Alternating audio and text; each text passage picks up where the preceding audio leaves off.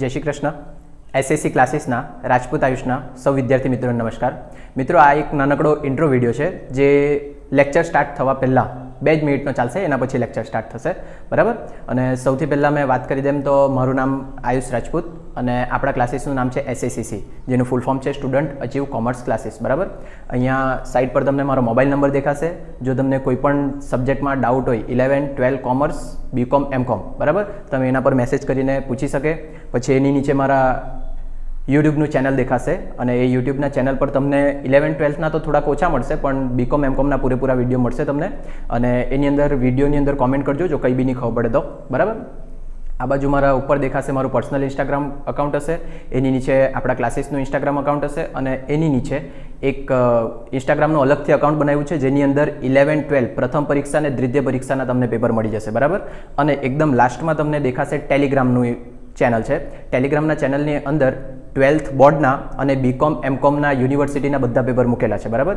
અને એ પેપર શોધવા માટે મારા એમકોમની અંદર સાથે ભણતી એક છોકરી હતી પ્રિયા, જેણે હેલ્પ કરી છે, તો એ બધું ક્રેડિટ એને જ જાય છે, બરાબર. અને સ્પેશિયલી વાત કરી દેમ તો આપણા ક્લાસના અત્યાર સુધી કોઈ પેઇડ કોર્સ એટલે કે જે તમે પૈસાથી ખરીદીને ભણી શકે તેવા કોઈ કોર્સ નથી અને આપણા ટ્યુશન ક્લાસીસનું કોઈ અત્યાર સુધી એપ્લિકેશન નથી, બરાબર, જે ટૂંક સમયમાં ડેવલપ થશે, બરાબર. કંઈ બી ડાઉટ હોય એની ટાઈમ તમે પૂછી શકે અને આ જેટલી વસ્તુ દેખાય એ બધી વસ્તુ હું હેન્ડલ એકલો જ કરું છું.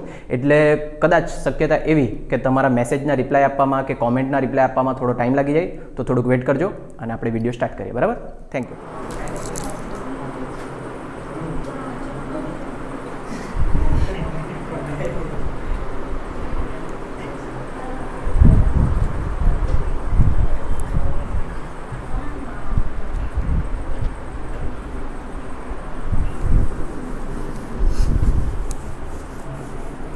મોકલ્યું મળ્યું બધાને? કયું છે? એપ્રિલ 2025 ને? હા. જે સ્ટેટ જે છે જેટલું કરાલ છે તેટલામાંથી જ આવશે 500%ની ગેરંટી સાથે. અને અકાઉન્ટમાં છે ને 100% કોઈ ગેરંટી નથી કે આ જ દાખલો પૂછાય, પણ આવો જ દાખલો આવશે એવું કહી શકું. સ્ટેટમાં જે પૂછે ને સ્ટેટમાં તો ફિક્સ એવું જ, હા ને, પણ અકાઉન્ટની અંદર આ કોન્સેપ્ટ સમજવાના બધા, એ કોન્સેપ્ટ જેવા જ દાખલા આવશે, પણ સેમ દાખલો ડિટ્ટો મૂકે એની શક્યતા થોડીક ઓછી છે, પણ નસીબ સારા રહીને તો મુકાઈ બી જાય, બરાબર. એટલે અકાઉન્ટમાં બધી વસ્તુ સમજવા પડે તમારે. ચાલો, તો કઈ બી વસ્તુ આપણે શરૂઆત કરીએ હર્ષલ, તો સૌથી પહેલાં શું નામ લેવા પડે? રાજપૂત આયુષ. હા, એમ તો શ્રી રાજપૂત આયુષ નામો લખી લેજો નોટમાં અને સ્ટાર્ટ કરીએ. જો લખવાનું કંઈ નથી, બધા ફોટા બોટા પાડીને ઘેરથી જ મોકલે, એટલે શાંતિથી ઘેરે લખજો બધું, બરાબર. ખોલ્યું બધાએ 2025નું? તેની અંદર આપણે પહેલા પ્રશ્ન 1 જોઈએ. ક્વેશ્ચન 1 છે ને બધા પાસે ફોનમાં? શું થયું કૃણાલ? ચાલુ છે વિડીયો? કાંઈ નહીં ખબર પડે? અહીંયા જો આ લાલવાલામાં છે ને, ત્યાં ટાઈમ દેખાય, ત્યાંથી ખબર પડે. ચાલો, પહેલો દાખલો જો બધા પર છે ને ખુલ્લું. એબસન્ટ કોણ છે પહેલા તો આજે? અરમાન. બીજું? છોકરી બધી આવેલી? પઠાની? હીર નહીં આવી. પઠાની તું કેમ આવી એમ પૂછતો હતો તમે, પણ એટલે વાત પતી ગઈ. હીર પ્રિન્સિપલ નહીં આવી એમ. ચાલો, જો પહેલો દાખલો. હવે એક ભાગીદારી પેઢીને કંપની તરફથી 50,000 ઇક્વિટી શેર, દરેક શેર દીઠ ₹10ના એક એવા ખરીદ કિંમત પેટે મળ્યા. ખરીદ કિંમત એટલે કયું ચેપ્ટર? ચેપ્ટરનું નામ ખરીદ કિંમત. એટલે તમારા પાસે કેટલા ચેપ્ટર છે? 3. સૌથી પહેલું આપણે જે સ્ટાર્ટ કરેલું તે ભાગીદારી પેઢીનું કંપનીમાં રૂપાંતર, એ જ ને, અથવા તો વેચાણ. પછી સેકન્ડ આપણે ભણ્યા કંપનીના વાર્ષિક હિસાબ, પણ કંપનીનું ખાલી પાકું સરવૈયું જ છે, વાર્ષિક હિસાબ નહીં મળે, કંપનીનું પાકું સરવૈયું. અને એક લાસ્ટ ચેપ્ટર ભણ્યા આપણે શાખાના હિસાબો. શાખાના હિસાબો ભૂલી ગયેલા હોય ને તો ટોટલ આપણે 9 કે 10 જેવા વિડીયો બનાવેલા છે, તે જોઈએ એટલે આવડી જાય, હા ને. આ 3 અને પછી તો થિયરીના ચેપ્ટર છે. થિયરી તમને આઈએમપી આપા તેટલી જ પૂછાય, એનાથી બહાર કોઈ વાંચવાનું નહીં. આજે મને જરી ગ્રુપમાં મેસેજ કરી દો આઈએમપી આપવાનું તે, હા ને. ચાલો, ક્લિયર આટલું? હવે મને કહ્યું કે આ 3માંથી કયા ચેપ્ટરનો દાખલો છે? પહેલા ચેપ્ટરનો, હા ને. ખરીદ કિંમતની વાત હંમેશા જ્યારે રૂપાંતર ને વેચાણની આવે તેમાં જ આવશે. વિકિસા હું થયું? ચાલો, તો પહેલા ચેપ્ટરનો દાખલો છે. પહેલા મીન્સ કે આપણે જે પ્રમાણે ગણેલું છે તે, બરાબર. આગળ જોઈએ. પેઢી આ શેર પૈકી 3/5 ભાગના શેર 10% પ્રીમિયમે વેચે છે. પેઢીના ચોપડે શેર વેચવા અંગે આમ નોંધ લખવાની છે. શેર વેચવા અંગે આમનો લખવાનું છે, પણ પહેલા સૌથી પહેલા જોઈ લે તો 50,000 ઇક્વિટી શેર શેર દીઠ રૂપિયાના ભાવના 10ના ભાવે ખરીદ કિંમત પેટે મળ્યા. જો ખરીદ કિંમત પેટે કઈ બી વસ્તુ મળે તો એને શું કહેવાય? અવેજ. બરાબર, કાઉન્સમાં લખી શકીએ આપણે ખરીદ કિંમત પેટે અવેજ. અહીંયા લખીએ ખરીદ કિંમત પેટે અવેજ. એની અંદર શું આપ્યું છે? ખાલી ઇક્વિટી શેર. કેટલા રૂપિયાનો? 10 રૂપિયાનો અને 50,000 શેર. 10 રૂપિયા ગુણ્યા 50,000 શેર એટલે કેટલી ઇક્વિટી શેર મૂડી આપેલી છે? 5 લાખ. ખબર પડે? યાદ આવ્યું કે થોડું ઘણું? અને બીજી વસ્તુ આપી શકે તો રોકડ આપી શકે, ડિબેન્ચર આપી શકે, પ્રેફરન્સ શેર આપી શકે, બરાબર, બેંક ડ્રાફ્ટ આપી શકે. એ બધી વસ્તુનો સરવાળો કરે એટલે શું મળે તમને? ખરીદ કિંમત. ધ્યાનમાં રાખજો. પણ અત્યારે ખરીદ કિંમતની કોઈ વાત નથી. આ ખરીદ કિંમત પેટે અવેજ આટલો આપ્યો છે અને પછી એ લોકોએ એમ કીધેલું છે પેઢી આ પૈકી 3/5 ભાગના શેર 10% પ્રીમિયમે વેચે. એટલે અહીંયા શું લખી દે? હેડિંગ આપીને વેચાણ. કેટલા શેર વેચવાની વાત કરી? 3/5. કેટલા શેર છે તમારી પાસે? 50,000. આ જે 50,000 છે શેર છે તે 3/5 વેચી દેવાના. એટલે કેટલા વેચવાની વાત કરી એ લોકોએ તે જોઈ લો. 30,000. એટલે 30,000નું તમારે શું કરવાનું? વેચાણ. હવે વેચતી વખતે બે વસ્તુ, પહેલા લખો વેચાણ કિંમત અને એમાંથી માઇનસ કઈ કિંમત કરવાની? મૂળ કિંમત. બરાબર, વેચા 30,000 શેર. 30,000 શેર કેટલા રૂપિયામાં વેચ્યા તે બી આગળ કીધેલું હશે. જો 10% પ્રીમિયમે વેચે. 10% પ્રીમિયમે વેચે એટલે 10 રૂપિયા છે. 10% પ્રીમિયમ એટલે કેટલા રૂપિયા વેચવાના? 11 રૂપિયા એની આવી ગઈ વેચાણ કિંમત. એટલે 3,30,000. હા ને? એમાંથી માઇનસ કરીએ મૂળ કિંમત. મૂળ કિંમત એટલે 30,000 શેર. એક શેરની કિંમત મૂળ કેટલી? 10 રૂપિયા. એટલે કેટલા થાય? 3 લાખ. તો હવે તમને સાદો સિમ્પલ સવાલ પૂછું. 3 લાખની વસ્તુ હતી, તમે કેટલામાં વેચી? 3,30,000માં. તો 30,000નો શું થઈ ગયો તમને? નફો. અને આપણે જ્યારે ભાગીદારી પેઢીનું કંપનીમાં રૂપાંતર કરીએ ત્યારે નફો કે નુકસાન ક્યાં દર્શાવીએ? માલ મિલકત નિકાલ ખાતું કે કયું બનાવતા? હા ને, મામી નિકાલ ખાતું જ ને. અને પુનઃ મૂલ્યાંકન ખાતું તો 12માં. હા, ચાલો ખબર પડે આ બધાને. આપણે કયું ખાતું બનાવતા? માલ મિલકત નિકાલ ખાતું. તેની અંદર આપણે નફો કે નુકસાન લખતા. હવે એ લોકોએ ચોખ્ખું એમ પૂછ્યું છે પેઢીના ચોપડે આમ નોંધ લખવાની છે. તે બી કોની? ખાલી વેચાણને લગતી. પેઢીના ચોપડે આમ નોંધ. ચાલો, જ્યારે બી તમે આમ નોંધ લખે તારીખ, વિગત, ખાપા, ઉધાર રૂપિયા અને જમા રૂપિયા ખાના બનાવીને જ લખવાનું પેપરની અંદર, નહીં તો માર્ક્સ કપાઈ જશે તમારા. ક્લિયર આટલું બધાને? અને ચોખ્ખું જોઈ લો, નીચે કીધેલું છે એ લોકોએ પેઢીના ચોપડે શેર વેચવા અંગેની આમ નોંધ લખવાની. ખાલી વેચવા અંગેની આમ નોંધ એટલે આમ નોંધ જ લખવાની, જેટલામાં તમે વેચ્યું તે. અહીંયા કંઈક બી નંબર આપી દો, તારીખ આપી દો. તારીખ તો જેવી કંઈ આપેલી નથી એટલે આપણે નંબર આપ્યું. જો મેં પેઢી છે અને મેં શેર વેચું, વેચાય એટલે મારા ધંધાની અંદર પૈસા આવે તો ઉધાર. એટલે રોકડ / બેંક ખાતે ઉધાર. કેટલા રૂપિયા આવશે મારી પાસે? 3,30,000. કેમ કે એટલા રૂપિયામાં વેચું. આ ખબર પડે બધાને? હા કે ના? હા ને? તમે શેર વેચે તો પેઢીમાં પૈસા આવે તો ઉધાર. એટલે રોકડ / બેંક ખાતે ઉધાર 3,30,000. બીજું, તમારા ધંધામાંથી શેર જાય તો જમા. તે ઇક્વિટી શેર. પણ કોઈ કંપનીનું નામ આપેલું હોય તો આપણે એ કંપનીના નામનો ઉલ્લેખ કરવા પડે. છે કોઈ નામ? નહીં મળે. ધારો કે એમ હોતે કે ગોવિંદા લિમિટેડ, તો તે ગોવિંદા લિમિટેડના ઇક્વિટી શેર ખાતે. એવી રીતના નામ સાથે લખવા પડશે. તે ઇક્વિટી શેર મૂડી ખાતે. હવે શેર મૂડીની વાત કરીએ તો તમારા ધંધામાંથી શેર કેટલાના ગયા? ખાલી 3 લાખના. ખબર પડે બધાને? પૈસા ભલે તમને 3,30,000 મળ્યા, પણ તમારા ધંધામાંથી પૈસા કેટલા ગયા? ખાલી 3 લાખ. તો બાકીનો 30,000 શું છે તમારા માટે? નફો. અને નફો આપણે જ્યારે વિસર્જન ક્યાં કરું? રૂપાંતર અથવા તો વેચાણ, એ દાખલાની અંદર આપણે કયું ખાતું બનાવીએ? માલ મિલકત નિકાલ ખાતે. એ ખાતામાં તમારે નફો કે નુકસાન લઈ જવાનું. ક્લિયર આમનોંધ બધાને? અને જે લોકોને આમનોંધ સમજણ નહીં પડે ને તે ડાયરેક્ટ ગોખી મૂકવાનું. બરાબર, વેચે ત્યારે પેઢીના ચોપડે આમનોંધ થાય. રોકડ ખાતે ઉધાર, તે ઇક્વિટી શેર મૂડી ખાતે, તે માલ મિલકત નિકાલ ખાતે. પણ અહીંયા નફાની જગ્યા નુકસાન થયેલું હતું તો માલ મિલકત નિકાલ ખાતું શું થઈ જતે? ઉધાર. આવો એક દાખલો પૂછાવાની શક્યતા 99% છે. બરાબર, પણ એમાં આમ નોંધ પૂછે, નુકસાનવાળી પૂછે, આની આમ નોંધ લખવા કે કઈ ગેરંટી નથી. પણ એક આમનોંધવાળો દાખલો આવશે. બરાબર, ટૂંકા દાખલા ઘણા બધા ગણાયેલા છે તમને, જેની અંદર આમનોંધ લખેલી છે. તે બી થોડાક એક વખત નજર મારી જવાની. બરાબર, બાબત જે લખીએ, ઇક્વિટી શેર 10% પ્રીમિયમથી વેચ્યા તેના. ક્લિયર બધાને આટલું? આવી રીતના જેવું મેં લખ્યું છે પેપરમાં બી તમારું લખાયેલું હોવા જોઈએ, તો તમને પૂરેપૂરા માર્ક્સ આપશે. થોડીક બી તમે છેડછાડ કર્યું ને તો પતી જાય. ઘેરથી આરામથી લખ્યા કરજો બધું. ચાલો, સેકન્ડ દાખલો. અને એક જ દિવસમાં પતાવી નાખજો, મહેરબાની કરીને. નહીં તો એક હાથે એટલું બધું થઈ જાય ને કે પથારી ફેરવાઈ જાય. અને જેટલા લોકો સ્ટેટના રિવિઝનમાં એબસન્ટ હતા વિડીયો જોઈ લેજો, નહીં તો તમારું છે ને પહેલા જ સેમમાં પહેલામાં કેટી આવી જાય ને તો તમારા વાલીને તમારું ભણાવવાનું છોડાવવાનું ગમે, તમને ભણાવે નહીં પછી. આ 12મું નહીં મળે કે તમને ભણાવ્યા કરે 5-5 વર્ષ સુધી. ચાલો સેકન્ડ જુઓ.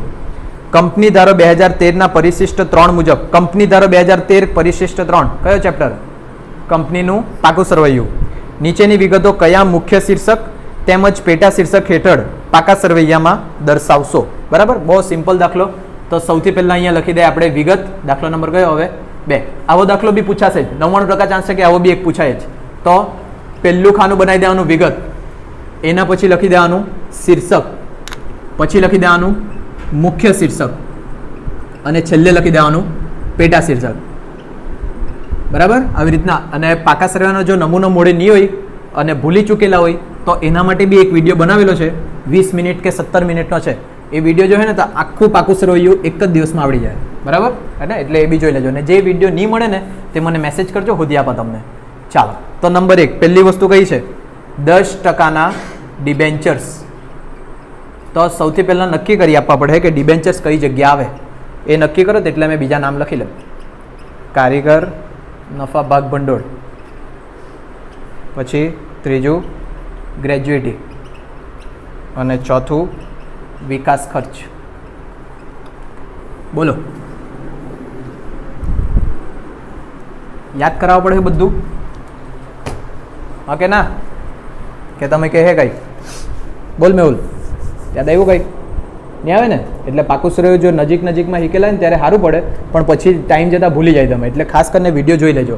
હવે રિવિઝન છે એટલે યાદ તો કરાવવા જ પડે. બરાબર, સૌથી પહેલાં તમારું શું આવે? ઇક્વિટી અને દેવા. બરાબર, અને સેકન્ડ બીજું આવે તમારું મિલકતો. બરાબર ને?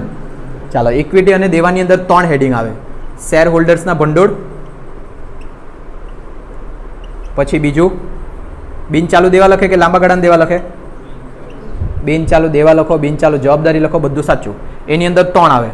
પછી ત્રીજું આવે ચાલુ જવાબદારી અથવા તો ચાલુ દેવા. જે લખે તે દેવા લખે છે ને તમે?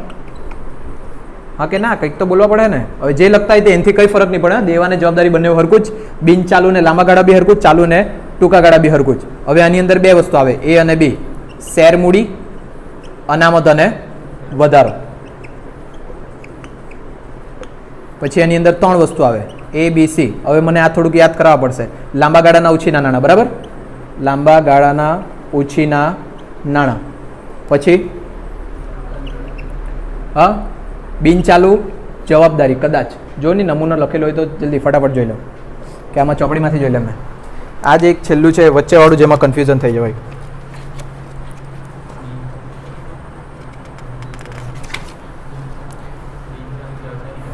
બિનચાલુ જવાબદારી જ આવે ને, પણ કન્ફર્મ કરી લે ને એકવાર.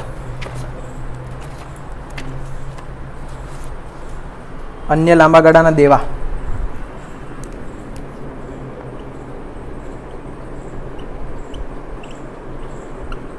અને લાસ્ટમાં આવે લાંબા ગાળાની જોગવાઈ કે બિનચાલુ જોગવાઈ. મેં તો જોયું કંઈ બીજું જ. લાંબા ગાળાની જોગવાઈ છે. બિનચાલુ જોગવાઈ બી સાચું જ. તમે જે લખતા હોય ને તે જ લખવાનું. બિનચાલુ જોગવાઈ. બરાબર, જોગવાઈ લખે કે જવાબદારી લખે? બસ આટલું જ છે ને. અન્ય લાંબા ગાળાના દેવા, લાંબા ગાળાના જવાબદારી. તમે શું લખે ને તે મહત્વનું છે, કેમ કે તમે તેવી રીતના જ ગોખેલું રહી. અને આ ચોપડીમાં નામ મેં તમને શું કીધું? લાંબા ટૂંકા ગાળા, લાંબા ગાળાને બિનચાલુ હરકું જ, બિનચાલુ લાંબા ગાળા હરકું જ. અને અન્ય લાંબા ગાળાના દેવાની જગ્યાએ કદાચ તમે જવાબદારી લખતા હોય, એટલે તમે જેવું ગોખેલું છે ને તેવા જ નામ યાદ રાખજો. એવું નહીં વિચારતા કે આજે સરે આ કીધું તો આ જ યાદ રાખી લેવું. તમે પહેલાં જે યાદ છે ને તે જ લખવાનું, કંઈ વધારે મગજ નહીં ઘસવાનું એમાં. બરાબર, લગભગ છે ને અહીંયા અન્ય બિનચાલુ જવાબદારી છે કદાચ, અને અન્ય બિનચાલુ જવાબદારી ને અહીંયા લાંબા ગાળાની જોગવાઈ જ છે. અને કદાચ ઊંધું હોઈ શકે, કંઈ વાંધો નહીં, વિડીયો જોઈ લેજો, તેમાંથી યાદ રાખજો. પણ આ બી ખોટું નથી, પેલું બી ખોટું નથી. હવે અહીંયા લખીએ એ, બી, સી અને ડી. તો હવે આની અંદર એ આવશે ટૂંકા ગાળાના ઉછીના નાણાં. પછી વેપારી લેણા કે દેવા? વેપારી લેણા કે દેવા? દેવા આવે ને. દેવા એટલે લેણદારને દેવી ઊંડી. પછી અહીંયા જે અન્ય લાંબા ગાળાના દેવા લખ્યા, અહીંયા આવશે અન્ય ટૂંકા ગાળાના દેવા. અને લાસ્ટમાં આવે ચાલુ જોગવાઈ. જો આ અલગ જ લાગતું છે મને, તમે નોટમાં જ જોઈ લો, એટલે આપણે તે પ્રમાણે યાદ કરીએ. ફટાફટ નોટમાંથી શોધો. લાવેલા છે? શું લાવે છે? લાંબા ગાળાની જોગવાઈ એવું જ લખતા કોઈક પાસે બી નહીં મળે, એક બી જણ પાસે આપણે ટ્યુશનની નોટ ક્યાં? અહીંયાથી બોલની પહેલાં લાંબા ગાળાના ઉછીનાના પછી હા એકાદ ફોટામાં બી હશે ને આપણા ગ્રુપમાં.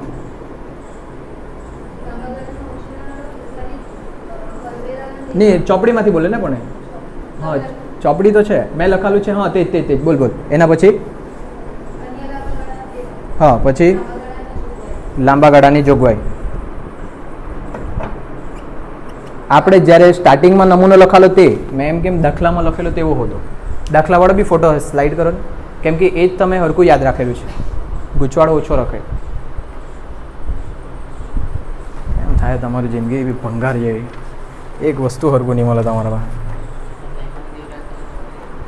ટાઈમ જ એવો રાખેલો, ટ્યુશનનો ટાઈમ એવો રાખેલો એમ તો હજુ કેટલો તમે હું સ્કૂલમાં ભણ્યા કરે સવારે આવવાના. આટલું વાતાવરણ ઠંડક છે, ભગવાન વરસાદ આપ્યા કરતા છે દરરોજ. વહેલા ક્યાં છોડવાના? એ લોકોનો બી ટાઈમ કે નહીં? રાત કાઢી લખવાનો હોતા હોતા. બોર્ડનો ફોટો હોય, બોર્ડનો વિડીયો કટો નહીં કરું ને, જે જોઈ બધાને કંટાળવા લાગે. મળ્યો? હા લા એ નમૂનો સારો પડે આપણો. ચાલો શેર મૂડી અનામતોને વધારો, લાંબા ગાળાના ઉછીના નાણાં. જો અહીંયા આપણે જે નામ વાપરેલા તે આ છે, અન્ય બિનચાલુ દેવા. અન્ય બિનચાલુ દેવા અને લાંબા ગાળાની જોગવાઈ આ બરાબર છે. એટલે અહીંયા અન્ય ટૂંકા ગાળાના દેવાની અન્ય ચાલુ દેવા અને અહીંયા આવશે ટૂંકા ગાળાની જોગવાઈ. હવે જો આ તમે વાંચે ને ટૂંકા ગાળાની જોગવાઈ એટલે કરવેરાની જોગવાઈને સૂચિત ડિવિડન્ડ એવું યાદ આવે તમને, પણ ચાલુ જોગવાઈ લખેલું તો યાદ જ નહીં આવે. ખબર પડે? એટલે શબ્દ મહત્વના છે કે તમે શું મોડે કરેલું છે. ચાલો હવે અહીંયાની વાત કરીએ. નંબર 1 આવશે બિનચાલુ મિલકતો. બિનચાલુ મિલકતો. પછી નંબર 2 આવશે ચાલુ મિલકતો, પણ આ પતાવતા જાય. બિનચાલુ મિલકતોની અંદર એ કાયમી મિલકતો. કાયમી મિલકતોની અંદર અદ્રશ્ય અને બીજું બ અદ્રશ્ય. પછી અહીંયા બી આવશે લાંબા ગાળાની લોન અને ધિરાણ. બરાબર ને? લાંબા ગાળાની લોન અને ધિરાણ. પછી સી અન્ય બિનચાલુ મિલકતો કે કઈ રહી ગયું? બિનચાલુ રોકાણો રહી ગયું ને, તે કયા નંબર પર આવે? બી પર આવે. તમે તો કઈ મોડે નહીં કરવાના હારા, અહીંયા જ આવે બી. બિનચાલુ રોકાણો 5 વર્ષ પહેલાં મને કામ હતું, હવે કામ નહીં મળે. આ સી અને આ ડી. ચાલો એના પછી જાય નંબર 2 ચાલુ મિલકતો. ચાલુ મિલકતોની અંદર એ થી લઈને એફ સુધી ને, એ બી સી ડી ઈ અને એફ. આ છેલ્લી વખત છે જે પાકું સર્વે પાછું રિપીટ કરતો છે, હવે નહીં કરવાનું. એની અંદર ચાલુ રોકાણો, માલ સામગ્રી, વેપારી દેવા કે લેણા, લેણા. પછી રોકડ ને રોકડ સમકક્ષ, ટૂંકા ગાળાની લોન અને ધિરાણ, અને લાસ્ટમાં આવે અન્ય ચાલુ મિલકતો. એટલે આ આખું 14 માર્ક્સનું ચેપ્ટર કમ્પ્લીટ કરી દેવા છે. જો એના જેવા દાખલા આવશે ને તો પછી જાતે ગણજો, મેં ખાલી કહી દેવા કે આ વસ્તુ અહીંયા આવે. ચાલો બરાબર. પાછું આપણે આપણું રિપીટ યાદ કરી લે. આ શબ્દો મહત્વના છે, ખાસ ધ્યાન રાખજો. આપણે જે શબ્દ લખેલા ને તેનાથી જ તમને યાદ આવશે. ચાલો ઇક્વિટી અને દેવા. ઇક્વિટી અને દેવાની અંદર 3 હેડિંગ, ફોનમાં નથી જોવાનું, ઉપર જોજો. શેર હોલ્ડર્સના ભંડોળ, બિનચાલુ દેવા અને ચાલુ દેવા. શેર હોલ્ડર્સના ભંડોળની અંદર 2 વસ્તુ આવી રીતના યાદ રખાલું, 2, 3 અને 4. બરાબર. 2 શેર મૂડી અને અનામત અને વધારો, લાંબા ગાળાના ઉછીના નાણાં, અન્ય બિનચાલુ દેવા અને લાંબા ગાળાની જોગવાઈ. આમાં લાંબા ગાળાના ઉછીના નાણાંથી શરૂઆત થયું, તો આમાં ટૂંકા ગાળાના ઉછીના નાણાં. વચ્ચે એક વસ્તુ વધી ગયું, વેપારી દેવા, અને આ 2 જે છે તે જ અહીંયા પણ અહીંયા બિનચાલુ તો અહીંયા ચાલુ, અહીંયા લાંબા ગાળાના તો અહીંયા ટૂંકા ગાળાના. બરાબર. અને પછી અહીંયા બિનચાલુ મિલકતોમાં પહેલું કાયમી, કાયમીમાં દ્રશ્ય દ્રશ્ય. પછી બિનચાલુ રોકાણ, અહીંયા બિનચાલુ રોકાણ તો અહીંયા કયું? ચાલુ રોકાણ. લાંબા ગાળાની લોન અને ધિરાણ, અહીંયા ટૂંકા ગાળાની લોન અને ધિરાણ. અન્ય બિનચાલુ મિલકત, અહીંયા અન્ય ચાલુ મિલકત. ખાલી વચ્ચે 3 નામ યાદ રાખવાના, માલ સામગ્રી, વેપારી લેણા અને રોકડ ને રોકડ સમકક્ષ. આટલું તમને યાદ રહી જાય ને તો હવે અંદરની વાત કરીએ. ચાલો અંદર એટલે સૌથી પહેલા શેર મૂડીમાં શું શું યાદ રખાલું તમને? Equity share plus preference share plus share જપ્તી માઇનસ બાકી હપ્તા. યાદ આવ્યું? Equity share plus preference share minus બાકી હપ્તા પ્લસ શેર જપ્તી. પછી અનામતમાં બધી અનામત જેની પાછળ અનામત એમ નામ વાપરેલું હોય ને તે બધી અનામત લખવાની, ભંડોળ બધા લખવાના. પણ આમાં 2-3 વસ્તુ ખાસ યાદ રાખવા કીધેલી. તેમાં એક છે જામીનગીરી પ્રીમિયમ અને બીજું નફા નુકસાન ખાતું. આ બંને ખાસ યાદ રાખવાના. પછી લાંબા ગાળાના ઉછીના નાણાં. લાંબા ગાળાના ઉછીના નાણાં એટલે લાંબા ગાળાની બેંક લોન, પછી ડિબેન્ચર, પછી બોન્ડ અને જાહેર થાપણ. આ 4 નામ યાદ રાખવા કીધેલા. યાદ આવ્યું? તો હવે આપણા સવાલમાં જો દેખાય યાર 10% ડિબેન્ચર. 10% ડિબેન્ચર ક્યાં જાય? લાંબા ગાળાના ઉછીના નાણાં. લાંબા ગાળાના ઉછીના નાણાં શેની અંદર આવે? ઇક્વિટી અને દેવા. તો શીર્ષક જે છે ત્યાં લખવાનું તમારે ઇક્વિટી અને દેવા. પછી મુખ્ય શીર્ષક. મુખ્ય શીર્ષક કયું છે? બિન ચાલુ દેવા. અને લાસ્ટમાં લખવાનું પેટા શીર્ષક. પેટા શીર્ષક એટલે લાંબા ગાળાના ઉછીના નાણાં. ખબર પડ્યું કેવી રીતના લખતા છે આમાં? લાંબા ગાળાના ઉછીના નાણાં. નમૂનો મોડે હશે તો જ બધું થાય. ચાલો પછી આગળ વધીએ આપણે. બીજા સવાલ સુધી હજુ સુધી પહોંચ્યા નથી આપણે. અન્ય બિનચાલુ દેવા. અન્ય બિનચાલુ દેવાની અંદર કંઈક 2 વસ્તુ યાદ રાખવા કીધેલી તમને. પ્રેફરન્સ શેર પરત પ્રીમિયમ અને ડિબેન્ચર પરત પ્રીમિયમ. યાદ આવ્યું? અને બસ 2 જ વસ્તુ આવે, તેના સિવાય ત્રીજી કોઈ નહીં આવે. કદાચ જો આગળ એકાદ દાખલામાં નવી આવેલી હશે તો મેં તમને હાસ્યમાં લખાવી દીધેલું હશે. અને પછી છે લાંબા ગાળાની જોગવાઈ. આ જે લાંબા ગાળાની જોગવાઈ છે તે કોને લગતી છે? બધી કર્મચારીને લગતી. કર્મચારીને લગતી એટલે પ્રોવિડન્ટ ફંડ, ગ્રેજ્યુઇટી, પેન્શન ફંડ, કામદાર નફા ભાગ ભંડોળ, કામદાર બચત ખાતા, કર્મચારીને કામદારને લગતું બધી આની અંદર. તો હવે જોઈ લે આમાં લગભગ હતું. આ દેખાય? કારીગર નફા ભાગ ભંડોળ, ગ્રેજ્યુઇટી, આ બંને વસ્તુ શેમાં આવશે? લાંબા ગાળાની જોગવાઈ. બરાબર? એટલે અહીંયા પાછળ સવાલમાં લખી દે પહેલા લાંબા ગાળાની જોગવાઈ. લાંબા ગાળાની જોગવાઈ. નીચે બી શેમાં આવશે? લાંબા ગાળાની જોગવાઈ.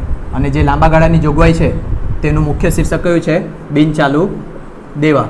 અને અહીંયા બી બિનચાલુ દેવા. અને આ બંને માટેનું પાછું શીર્ષક છે ઇક્વિટી અને દેવા. અને અહીંયા બી ઇક્વિટી અને દેવા. એટલે છે ને આવો જો ટૂંકો દાખલો પૂછાય ને શું કરવાનું? આ ખાના બનાવીને જગ્યા છોડી મૂકવાની. પછી જ્યારે મોટો દાખલો ગણે ને વાર્ષિક હિસાબવાળો પાકું શરૂ બનાવે ત્યારે એમાંથી જોઈને યાદ કરીને લખી લેવાનું. ખબર પડે? એટલે અહીંયા પાછું બહુ મગજ દળાવે ને તો પછી ટાઈમ ઘટી જાય. આવો એક દાખલો તો ગણવાનો જ ને મોટો. તો તે મોટા દાખલામાં નમૂનો પહેલાં લખજો, પછી અહીંયા આવજો કે ક્યાં આવતું છે તે જોવા માટે. ચાલો લાંબા ગાળાની જોગવાઈ પૈકી પછી અહીંયા આવ્યું આપણે. ટૂંકા ગાળાના ઉછીના નાણાંની અંદર 3 વસ્તુ યાદ રાખવાની. ટૂંકા ગાળાની લોન, બેંક ઓવરડ્રાફ્ટ અને કેશ ક્રેડિટ. બરાબર? બેંક ઓવરડ્રાફ્ટ, કેશ ક્રેડિટ અને ટૂંકા ગાળાની લોન. વેપારી દેવાની અંદર 2 વસ્તુ લેણદાર અને દેવી હુંડી. લેણદાર અને દેવી હુંડી. પછી અન્ય ચાલુ દેવામાં કઈ યાદ રાખવાનું નહીં એમ કીધેલું મેં તમને. યાદ? આની અંદર જેટલા બી હવાલા છે ને બધું આમાં લખાય. અન્ય ચાલુ દેવા. પણ જો તમે આવું લખેલું હોય ને અન્ય ટૂંકા ગાળાના દેવા તો તમને યાદ જ નહીં આવે કે અહીંયા હું લખવાનું. અને એટલે આવા જ નામ કમ્પલસરી યાદ રાખજો. ચાલો અન્ય ચાલુ દેવા એટલે હવાલા, ચૂકવવાના બાકી ખર્ચા, અગાઉથી મળેલ આવક, આ બધી વસ્તુ આની અંદર જાય. અને લાસ્ટમાં ખાલી 2 વસ્તુ આવે. ટૂંકા ગાળાની જોગવાઈની અંદર કરવેરાની જોગવાઈ અને સૂચિત ડિવિડન્ડ. અને આમાં મને યાદ છે એક વસ્તુ આ બધું એડ કરાવેલું તમારા દાખલા પ્રમાણે. અને તે મને અત્યારે યાદ નથી, તે તમારે યાદ રાખવાનું.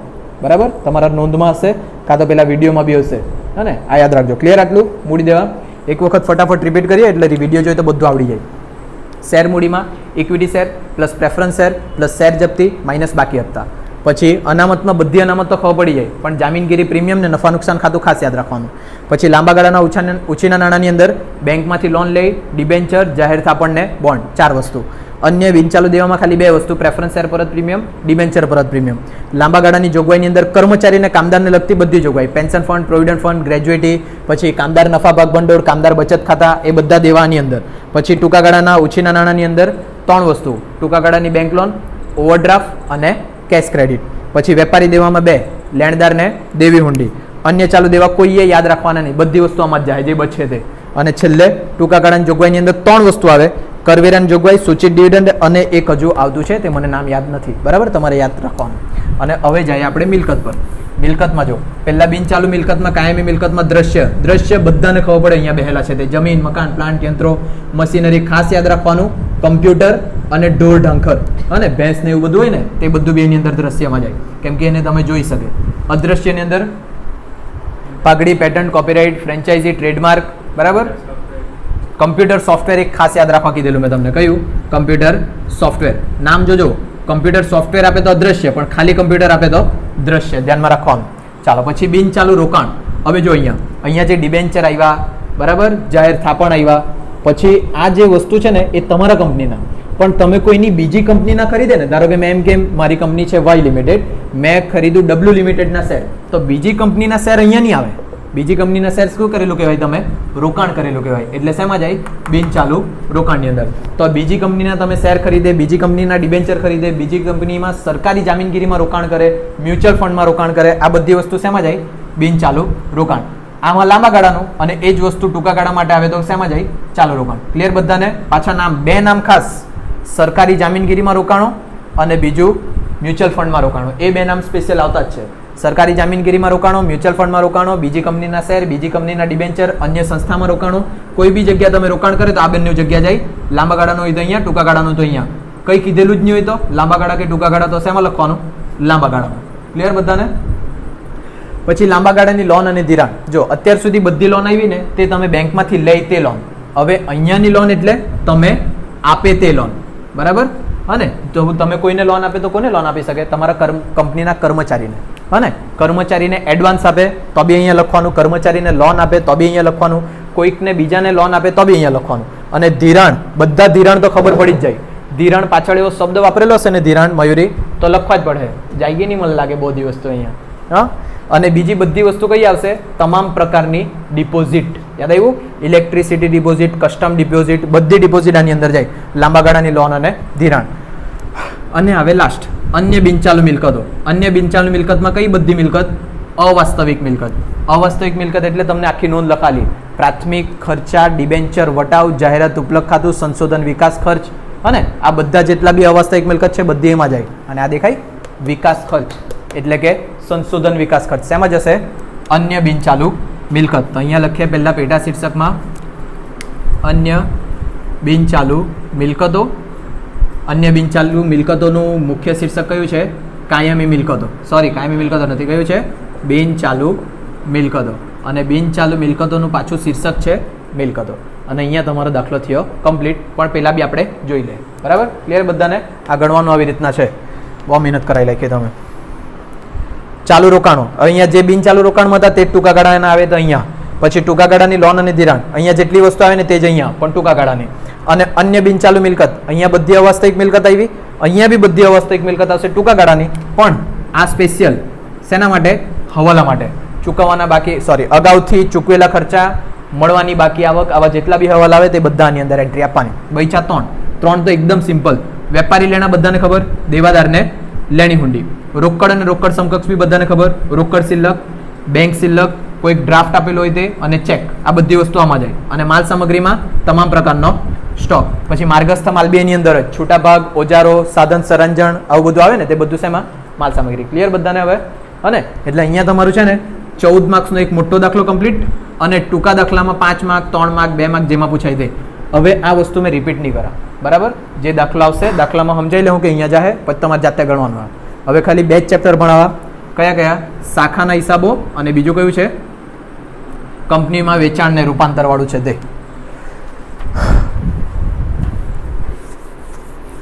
ખાલી ફોકટ મહેનત કરાવ્યા કરે, ફી તો ટાઈમ પર આપે મળે નહીં તમે લોકો.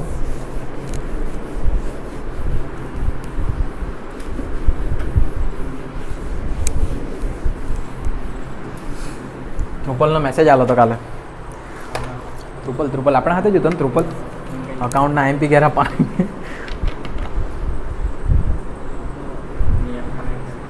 પાર્ટી કોલેજમાં જ છે.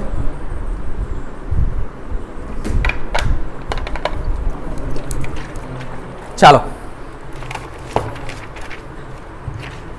પ્રીત તારી ચોપડી યાદથી લઈ જજો, પણ દરરોજ લઈને આવજે. અહીંયા મૂકે ને તારે વાંચવાનું રહી જાય. ચાલો, ત્રીજો દાખલા પર આવો. મુખ્ય ઓફિસ વાળું એટલે કયું? શાખાનું ચેપ્ટર ને? આમનોંધ આવે ને તો 2 મિનિટ મારે જોવા જ પડે, કેમ કે આમનોંધમાં એ લોકો મગજમારી કરી જ લે. આમનોંધ જ છે ને, એટલે જ તો. શું આમનોંધ છે ને? જે મુખ્ય ઓફિસ આટલાનો માલ શાખાને મોકલે, જે શાખાએ મળ્યો હિસાબી વર્ષ 31 પૂરો થાય છે. મુખ્ય ઓફિસના ચોપડે આમનોંધ લખો. માર્ગસ્થ માલ.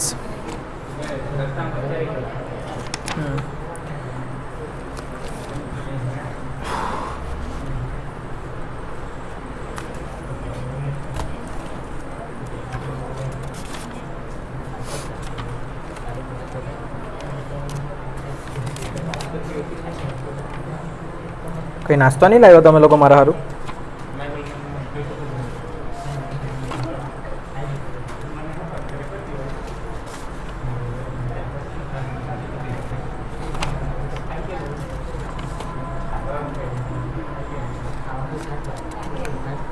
ખાવાનો પ્રોગ્રામ બનાવતા હશે ને તમે લોકો?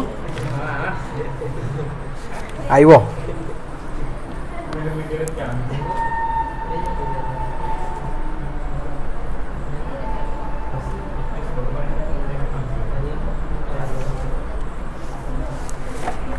ચાલો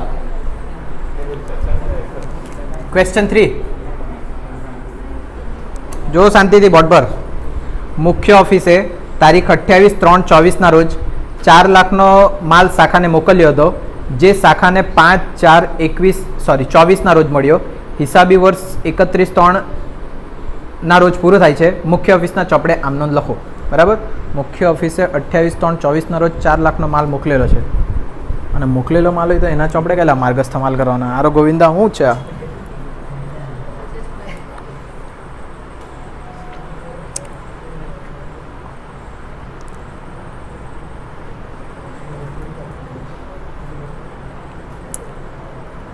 ખાલી માર્ગસ્થ માલની નોંધ કરીએ ત્યારે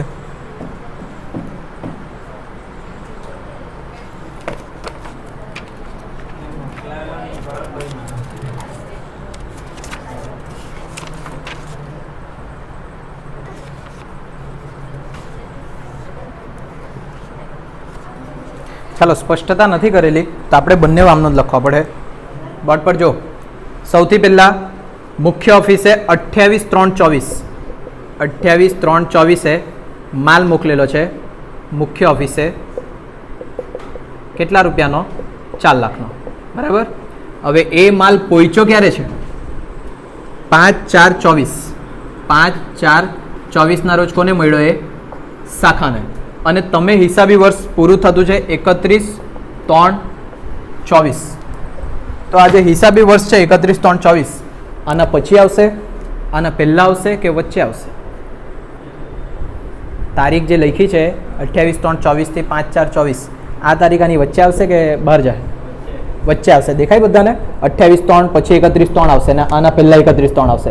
એટલે આપણું હિસાબી વર્ષ અહીંયા પૂરું થાય 31/3/24. અને આપણે 31/3/24 ના રોજ આપણે નોંધ કરતા રહે. અને હિસાબ જે તૈયાર કરીએ તે આ તારીખે કરીએ. આ તારીખે શાખા પાસે માલ પહોંચેલો નહીં હોય તો એને કયો માલ કહેવાય? માર્ગસ્થ માલ. અને કેમ કે માલ હજુ ક્યાં છે? રસ્તામાં, એટલે માર્ગમાં છે, એટલે એને કયો માલ કહેવાય? માર્ગસ્થ માલ. તો અહીંયા લખવા કીધું છે મુખ્ય ઓફિસના ચોપડે આમ નોંધ. બરાબર. કઈ તારીખે આપણે હિસાબ તૈયાર કરીએ? 31/3/24. માર્ગસ્થ માલની આમ નોંધ આવી છે. માર્ગસ્થ માલ ખાતે ઉધાર. માર્ગસ્થ માલ ખાતે ઉધાર અને તે શાખા ખાતે. ગોખી જ નાખજો. બરાબર. કોઈ મગજમારી કરવાની નહીં. માર્ગસ્થ માલ ખાતે ઉધાર તે શાખા ખાતે. ફિક્સ આમ નોંધ. અને આ જે છે વધારે પડતો જ આઈએમપી છે કે પૂછે છે લોકો માર્ગસ્થ માલની એક આમ નોંધ. બરાબર. કેટલા રૂપિયાનો માલ મોકલેલો મેં? 4 લાખનો. અને જે હજુ સુધી પહોંચ્યો નથી એ તમારા માટે માર્ગસ્થ માલ. સેમ કન્ડિશનમાં છે ને, જો શાખા રોકડ મોકલે અને તે મુખ્ય ઓફિસ પાસે નહીં પહોંચેલી હોય તો તેને કઈ રોકડ કહેવાય? માર્ગસ્થ રોકડ. તેના માટે બી આ જ આમનું માર્ગસ્થ રોકડ ખાતે ઉધાર તે શાખા ખાતે. ક્લિયર? એટલે 2 દાખલા કમ્પ્લીટ થયા. માર્ગસ્થ માલ હોય તો માર્ગસ્થ માલ ખાતે ઉધાર તે શાખા ખાતે. માર્ગસ્થ રોકડ હોય તો માર્ગસ્થ રોકડ ખાતે ઉધાર તે શાખા ખાતે. બસ આટલું મગજમાં રાખવાનું. બરાબર. ચાલો આગળ વધીએ.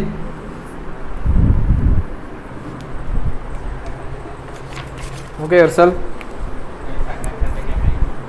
કેમ કે આ માલ મોકલેલો કોને? શાખાને. અને એમ શાખા લેનાર છે પણ હજુ એને સુધી મળ્યો નથી. લેનાર હોતે તો લેનાર ખાતે ઉધાર થતે. તો આવી કન્ડિશનમાં આ કોણ બને? હજુ એને મળ્યો નથી તો આ બને લેણદાર બને. અને લેણદાર ખાતે હંમેશા જમા, દેવાદાર ખાતે હંમેશા ઉધાર. એ રીઝનથી આ જમા થાય. પણ રીઝન સમજાવવા બેહે તો થોડુંક તકલીફ થઈ જાય, એટલે કોખી નાખો. ચોથો સવાલ, ચાલુ પેઢીનો ખ્યાલ સમજાવો. એટલે કે એની થિયરી ફોટો મૂકવા પડે, એ યાદ કરાવજો યાદ જાતી વખતે. 5મો, કંપની ધારો 2013 પરિશિષ્ટ 3 મુજબ ચાલુ મિલકતો હેઠળ આવતા પેટા મથાળા જણાવો. બહુ મસ્ત. આવા દાખલા પૂછે તો છોડવાના જ નહીં. અને ક્વેશ્ચન 4 થિયરી ફોટો મૂકવાનો.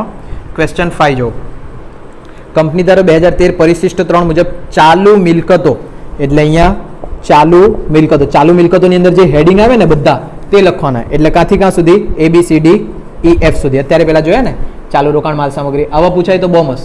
હા ને, એ છોડવાના નહીં કોઈ. એ બી કેટલા? 7 માંથી 5 હોય ને, બરાબર ને? 7 માંથી 5, તેમાંથી બીજો દાખલો અને આ 5મો. આ તો ફિક્સ કરી જવાનો બધાએ, કંપનીના વાર્ષિક હિસાબવાળો. હવે આગળ જોઈએ. આવડી જાય ને? આ લખતો નથી હવે. પછી નેક્સ્ટ જો દાખલો નંબર 6. તારીખ 1/4/23 રોજ ફર્નિચરની બાકી 1,88,000ની છે, જે શાખાને તારીખ 1/10/22 રોજ મોકલેલ છે. તારીખ 31/3/24 રોજ વાર્ષિક 12% લેખે સીધી લીટીની પદ્ધતિએ ઘસારો ગણાય છે. તારીખ 31/3/24 રોજ મુખ્ય ઓફિસના, આ શું આમનોંધ આવી લાગ્યું? આમનોંધ જ પૂછ્યા કરે ને એટલે ત્રાસ લાગે મને. મેહુલ સમજી ગયો? કેમ કે આમનોંધ સાચી ખોટી ચેક જ કરવા પડે. તમે લોકો છે ને ઘેરથી પ્રિપેરેશન કરીને નહીં આવે ને એટલે હું નહીં કરી આવે ગોવિંદો. મુખ્ય ઓફિસના શાખા એટલે શાખાનું ચેપ્ટર, બરાબર. અને કોના ચોપડે લખવા કીધી? મુખ્ય ઓફિસના ચોપડે ફર્નિચર અંગેની આમનોંધ લખો. ફર્નિચર મોકલે એટલે ફર્નિચર જાય તો જમા. તે ફર્નિચર ખાતે, શાખા ખાતે ઉધાર. આવું રહેવા જોઈએ, પણ જોઈ લે. કેમ કે તમને પાછું ખોટું લખાઈ મૂકે તો ખોટું બહુ લાગી જતું છે તમને.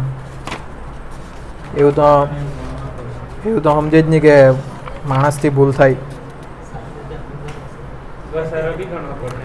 હા કે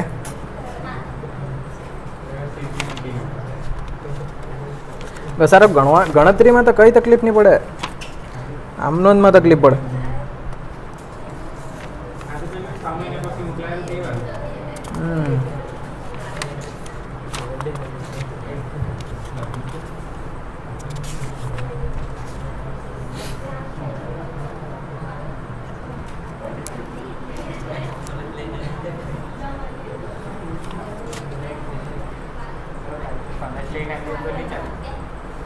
ચાલે ને, કઈ ફરક નહીં પડે. કેલ્સી લાવવા પડે, ચાલે.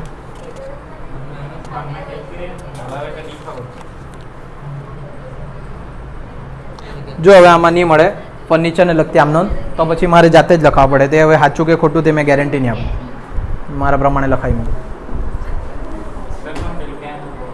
હું ક્યાંનો તમે પ્રોફેસર? હું અચ્છા, હા, એ તો મેં ભૂલી જ ગયો. એક વિડીયો બનાવેલો છે પેપર કેવી રીતના લખવાનું, તે જોઈ લેજો. ચાલો, ક્વેશ્ચન 6 અને 7 પતાવીએ, પછી પ્રશ્ન 2 કાલે ગણીએ. ક્વેશ્ચન 6 જો, તારીખ 1/4/23 રોજ ફર્નિચરની બાકી આટલી છે 1,88,000. લખીએ પહેલાં 1/4/23 રોજ ફર્નિચરની બાકી કેટલી? 1,88,000, જે શાખાને તારીખ 1/10/22 રોજ મોકલેલ છે. આ શું કરી મૂક્યું? કઈ તારીખે મોકલેલું? 1/10/22 રોજ મોકલેલું હતું. પછી શું કીધેલું છે? 31/3/24 રોજ વાર્ષિક 12% લેખે સીધી લીટીની પદ્ધતિએ ઘસારો ગણાય. 31/3/24 ઘસારો ગણવાનો, 12% લેખે સીધી લીટીની પદ્ધતિ.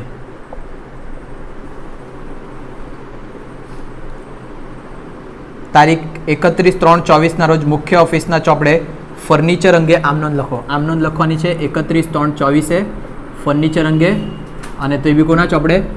મુખ્ય ઓફિસના ચોપડે. ચાલો, બધું બહુ મગજમારી વાળું આપ્યું છે. બોર્ડ પર જો, સૌથી પહેલાં આપણે જે સૌથી મગજમારી વાળું છે તે બતાવીએ. મુખ્ય ઓફિસના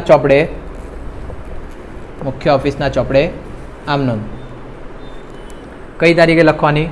31/3/24. જો મુખ્ય ઓફિસ ફર્નિચર મોકલે તો એના પાસેથી ફર્નિચર જાય, અથવા તો એ બધું ડાયરેક્ટ યાદ રાખીએ ને, ચાલો કંઈ નહીં, એમ બી ખબર પડી જાય ને. ફર્નિચર જાય તો જમા, તે શાખાને મોકલેલ ફર્નિચર ખાતે, અને ઉધાર શું થાય? શાખા ખાતે. બરાબર, જ્યારે બી મુખ્ય ઓફિસની વાત આવે ને તો શાખા ખાતે બીજી જે એન્ટ્રી બચે ને તે શાખા ખાતે જ લખી દેવાની, એટલે શાખા ખાતે ઉધાર. અને હવે આ આમનોંધ સાચી કે ખોટી કોઈ ગેરંટી નહીં મળે, કેમ કે તમારી બુકમાં નહીં મળે. એ લોકો શું માન્યતા રાખે? જે બુકમાં આપ્યું તે સાચું, બાકી આપણે સમજીને લખેલું એનાથી કંઈ ફરક નહીં પડે એ લોકોને. બરાબર, એટલે અત્યારે હવે બુકમાં નહીં મળે, આ તમારા માટે જે છે તે જ. અને 31/3/24 ની આમનોંધ લખતા છે તો પૈસા બી આપણે કઈ તારીખના લખવાના? 31 3 24. એટલે જેટલા બી છે બધી વસ્તુમાંથી ઘસારો બસારો માઇનસ કરીએ અને પછી લખું ને તો તમારું આ ગણતરી થાય. તો તેના માટે પહેલાં કન્ડિશન જો 1/4/23ના પૈસા આપ્યા છે ફર્નિચરના 1,88,000 અને જે ફર્નિચર ક્યારે મોકલેલું 1/10/22 અને જે ઘસારો ગણવાનો છે તે કઈ લીટીએ ગણવાનો? સીધી લીટીએ. સીધી લીટીની પદ્ધતિએ જો ઘસારો ગણવાનો હોય તો આપણને કઈ કિંમત જોઈએ? મૂળ કિંમત. અને એટલે પહેલાં મૂળ કિંમત શોધવા પડે. તો એ શોધવા માટે મેં અહીંયા ધારો કે ફર્નિચરની મૂળ કિંમત કેટલા રૂપિયા હોય?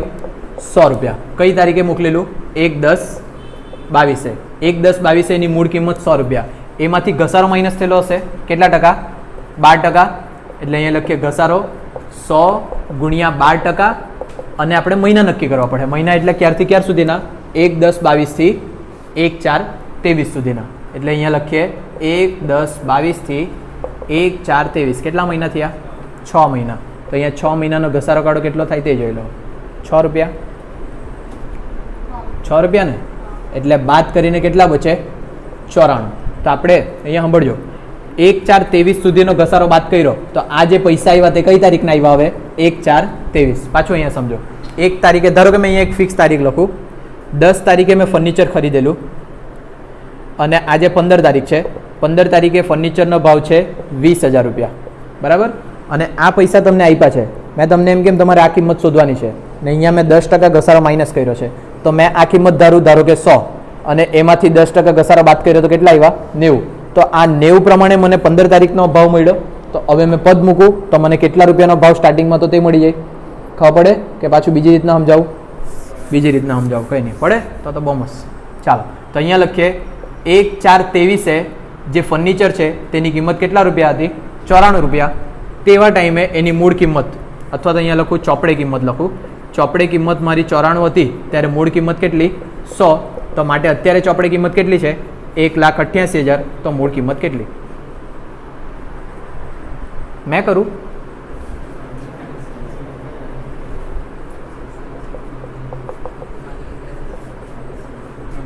પાંચ વર્ષ પછી આવે એટલે કેલ્સી નહીં મળતી હોય ને બસ.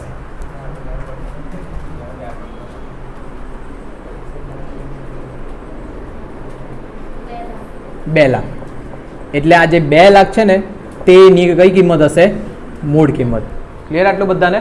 ચાલો હવે મૂળ કિંમત સીધી લીટીની પદ્ધતિ છે ને એટલે મૂળ કિંમત પર ઘસારો ગણવાનો. એટલે 2 લાખ ગુણ્યા કેટલા ટકા? 12%. કાઢો 2 લાખના 12% કેટલા થાય? 12 દુ 24,000. એટલે કે ઘસારો કેટલો તમારો? 24,000.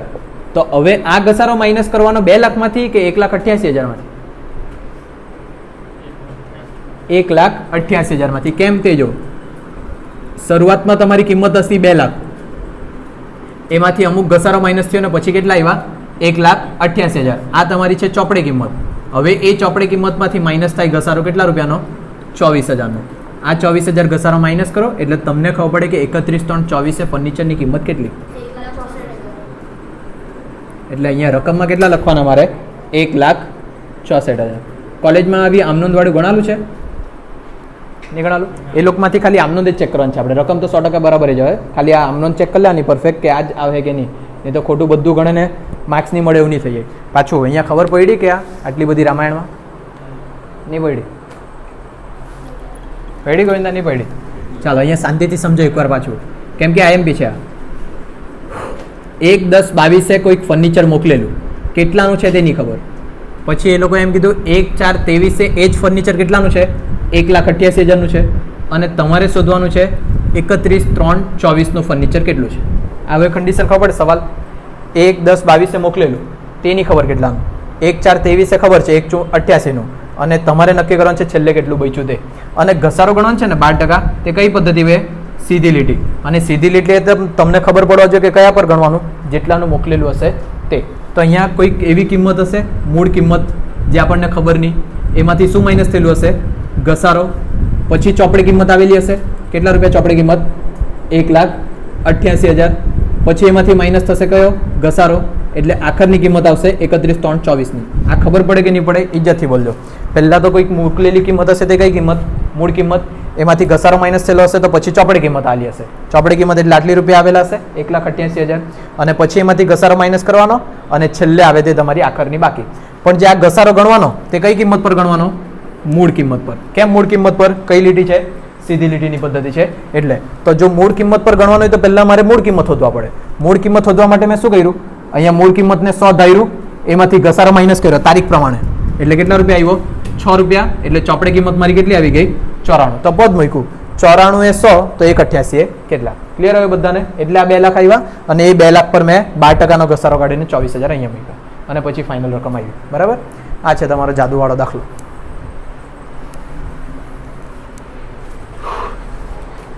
આમનોંધની મગજમારી છે, આમનોંધ ખાસ જોવાનું, ઘેરે જઈને ચોપડીમાં શોધી લેજો. હા, હજુ કેટલો વાર? હજુ તો કલાક બી નહીં થયો. અરે યાર, બસ છેલ્લો દાખલો.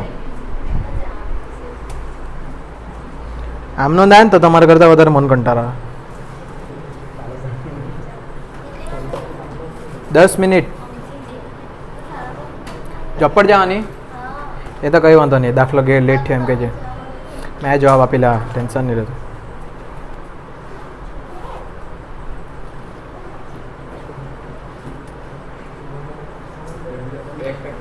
ચાલો થાય, આ દાખલો તો નોર્મલ જ છે. 7મો દાખલો જોજો. એક ભાગીદારી પેઢીનું કંપનીમાં રૂપાંતર કરવામાં આવ્યું. પેઢીની મિલકતો 14,50,000 અને દેવા 3,50,000 લઈ લેવાના છે. ખરીદ કિંમત પેટે કંપનીએ 15%ના 3 લાખના ડિબેન્ચર, 30,000 રોકડાના બાકીની રકમનો 10% પ્રીમિયમમાં ઇક્વિટી શેર આપેલું છે. કયા ચેપ્ટરનો દાખલો? પેલું, કંપનીમાં રૂપાંતર વાળું. ચાલો, તો સૌથી પહેલા જો કંપનીનું રૂપાંતર છે એટલે આપણે કઈ કિંમત ગણીએ? ખરીદ કિંમત. અને ખરીદ કિંમત ગણવા માટે તમારે શું કરવાનું? લીધેલ કુલ મિલકત માઇનસ લીધેલ કુલ દેવા. લીધેલ કુલ મિલકતો માઇનસ લીધેલ કુલ દેવા. જા કોમલ, વિડીયો જોઈ લેજે. ચાલો, લીધેલ કુલ મિલકતો કેટલી? 14,50,000. દેખાય બધાને મિલકતો?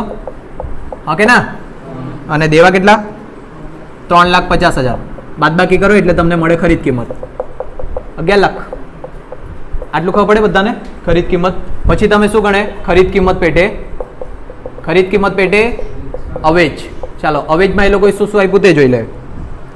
ખરીદ કિંમત પેટે કંપનીએ 15%ના 3 લાખના ડિબેન્ચર, એટલે સૌથી પહેલા શું આપ્યું? ડિબેન્ચર 15%ના. કેટલા રૂપિયાના આપ્યા? 3 લાખના. પછી બીજું શું આપ્યું? રોકડા. બીજું શું આપ્યું? રોકડા. કેટલા રૂપિયાના? કેટલા રૂપિયાના? ગાંજો ફૂકેલો છે કે હું તમે લોકોએ? પછી અને બાકીની રકમ 10નો 1 એવા 10% પ્રીમિયમથી ઇક્વિટી શેર, એટલે ત્રીજું શું આપ્યું છે? Equity share. હવે ઇક્વિટી શેર કેટલા છે તે આપણને નથી ખબર, પણ ટોટલ મારે કેટલા ચૂકવવાના હતા? 3,50,000 ખરીદ કિંમત હતી. 3,30,000 ચૂકવાઈ ગઈ તો બચી કેટલી? 20,000. એટલે 20,000 શું આવી ગયા? Equity share. આ બધી ગણતરી આપણે મોટા દાખલામાં દુનિયાભરની કરી છે, હા ને? એટલે આ તો નોર્મલ. સવાલ શું છે તે ખરીદ કિંમતની ચૂકવણી અંગે ભાગીદારી પેઢીના ચોપડે આમનો અહીંયા લખીએ, ભાગીદારી પેઢીના ચોપડે આમનો. હવે આ જે ચેપ્ટર છે ને આમાં 2 જણના ચોપડે આમનો પૂછે. એક તો ભાગીદારી પેઢીના ચોપડે ને બીજું કોણ? કંપનીના ચોપડે. તો તેવા ટાઈમે તમારે વિચારવા પડે કે તમારે કઈ રીતના આમનો લખવાની છે. પહેલા તો અહીંયા લખી દે તારીખ, વિગત, ખાપા, ઉધાર રૂપિયા ને જમા રૂપિયા. તમે તો આમનો દ્વારા શોધવાના નહીં મળે. કદાચ આપણા જૂના વિદ્યાર્થી યુટ્યુબ પર જોઈને આપણાને કોમેન્ટ કરે, સર આમ નોંધ ખોટી છે, આ સુધારે એમ તો સારું પડે. બરાબર ને સર? ચાલો બોર્ડ પર જો બધા. જો તમે ભાગીદારી પેઢી છે, ઓય, જો તમે ભાગીદારી પેઢી છે તો તમને ખરીદ કિંમત મળે છે કે તમે ખરીદ કિંમત ચૂકવશે? મળશે. ખબર પડે? જો તમે કંપની હોતે તો તમે શું કરતે? ખરીદ કિંમત ચૂકવતે. હા ને? અહીંયા જો મને ખરીદ કિંમત મળવાની છે, મળવાની એટલે આ બધી વસ્તુ મારા ધંધામાં શું આવશે? આવે. આવે તો બધા ખાતે ઉધાર. ક્લિયર? એકદમ સાદું સિમ્પલ. 11 લાખ. અરે રે, ચાલો 11 લાખ. પહેલા 3,30,000 તો માઇનસ કરી આપો. બીજું કઈ તો નથી ને રકમમાં?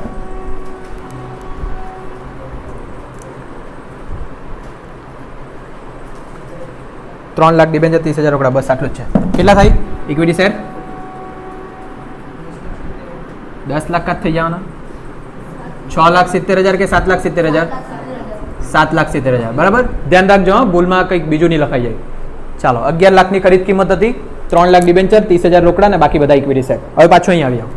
ભાગીદારી પેઢી જો કંપનીના ચોપડે લખતા હોતે તો ખરીદ કિંમત તમે ચૂકવે, પણ જ્યારે ભાગીદારી પેઢીની ચોપડે લખતા છે તો ખરીદ કિંમત તમને મળે. મળે એટલે ધંધામાં આવે તો ઉધાર. ઉધાર એટલે અહીંયા લખીએ ડિબેન્ચર. કેટલા ટકાના? 15%. નામ વ્યવસ્થિત લખવાનું. 15% ડિબેન્ચર ખાતે ઉધાર, રોકડ સ્લેશ બેંક ખાતે ઉધાર. પછી કંપનીનું નામ તો નહીં આપેલું ને? કંઈ નહીં આપેલું ને? નહીં આપેલું તો ખાલી લખવાનું કંપનીના ઇક્વિટી શેર ખાતે ઉધાર. તે કોના ખાતે? આ વસ્તુ બધી આપશે કોણ? કંપની. બરાબર. તો કંપની આપનાર ખાતે જમા. તો તે ખરીદનાર કંપની ખાતે. અને અહીંયા છે ને ખરીદનાર કંપની ખાતે લખશો તો વધારે સારું. ખરીદનાર કંપનીના ઇક્વિટી શેર ખાતે ઉધાર. નોટમાં વ્યવસ્થિત લખજો હા ને. જો નામ આપેલું હોય એક્સ ખરીદનાર તો એક્સ નામ લખીને વ્યવસ્થિત એવું જ લખવાનું. તે ખરીદનાર કંપની ખાતે પૈસા લખીએ. આમાં 3,30,000 અને 7,70,000 અને બધાનું ટોટલ ખરીદ કિંમત કેટલું? 11 લાખ. બાબત જે લખવાની ખરીદ કિંમત કંપનીએ ખરીદ કિંમતની ચૂકવણી કરી તેના.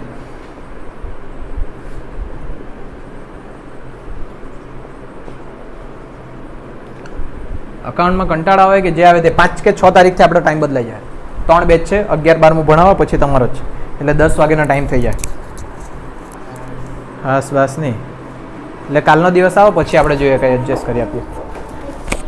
5 કે 6 તારીખે જ ચાલુ છે લોકોની સ્કૂલ. 6 તારીખથી ટાઈમ બદલી આપણે.